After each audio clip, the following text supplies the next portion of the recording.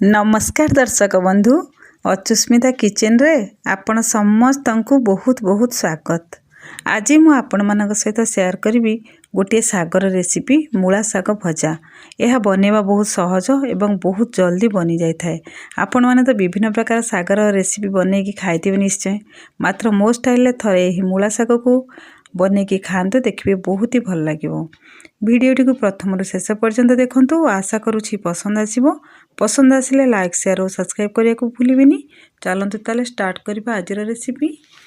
प्रथमे आम देखी नवा ये मूला साग भजापी मुझे कौन कौन सब नहीं देखूँ। मुझे दुईटी बैगन, गोटे आलू, गोटे टमाटो, गोटे पियाज, गोटे रसुण, दुईटी कंचा लंका, दुई छोट खंडर बोईतालू मुझे आउ ये मुझे गोटे मूला सागर बिड़ा। मूला साग माने जोटा कि आमर मूला है न थाए ता मूल सेटा को कषी गोटे मूला सागर बिड़ा आनी।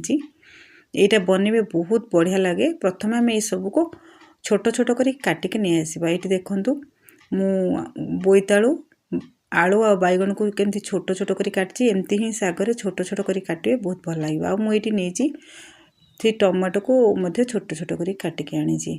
ये देखो मुझे किसी रसुण कूड़ा को छोट छोट कर काटी, कंचा लंका आ पियाज। ये देखो साग को मुझे पूरा परिष्कार करके छोट छोट करके काटिकी धोईकी आनी। प्रथमे आमे कौन करवा ना एक स्टार्ट करवा। गैस रे आमे गोटे कड़ाई बसैबा आउ सेथिरे हम तेल दबा। ये मुझे सोरिष तेल नहीं साग पई सब बेले सोरिष तेल ने बहुत बढ़िया लगे। तापर आम देदेबा ये पंच फुटण आ गोटे सुखिला लंका को मुझे मझीर दुई गड़ करके देइछि। ये देखूँ आम फुटण बहुत बढ़िया भाव में फुटीगला। ये फुटीगला आम ये देदेबा जो काटिकी रखी छोट छोट करके रसुण, पियाज आ कंचा लंका को एक देलापर आम किछि सेकेंड एक तेल सांगरे भाजी नबा। बिल्कुल भी लाल करें। आमर रसुण पियाज टी कंचा रहिले ना तार स्मेल बहुत बढ़िया लगे सागरे। यहाँ मन रखिए। आउ तापर आम जो काटिकी रखी छोट छोट करके जो परिबा गुड़ी को देदेबा। आउ ये दे सारा पर आम टे स्वाद अनुसार दबा लुण देके आम ताकू भल भाव टिके खड़िका साजरे एपट सेपट करना जमीक लुण आ तेल भल भाव आम सबू परिबा संगे मिसीज। तापर आम ताकू गोटे मिनिट पई एको आम घोड़े दबा जहाँफले ए परिबार टिके पानी बाहर सहित आमर परिबा मध्य टिके सिझीज। ये पूरा आम सिझेबानी, अल्प सिझेबा। 20% आम ये सिझेबा परिबा को प्रथमे। ये देखूँ आमर परिबा 20% सिझीगला।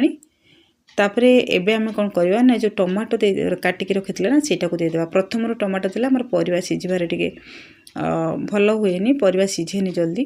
तापरे ए टमाटो देला परे आम आउ गोटे मिनिट पर्यंत ताकू घोड़े की सिझेबा। ये आम गैस फ्लेम को लो रे रखिबा, हाई करवानी नहले आमर छोट छोट काटचंदी परिबा सेटा पोड़ी जीवो। तापरे देखंतु गोटे मिनिट पर मैं खोलिक आपन देखो आमर परिबा सॉफ्ट हो गलानी। आम एक 50% सिझी गलानी आमर परिबा। ये आम देदेबा साग। साग को देके आम ताको खेले नबा। से अल्प टिके लुण दबा।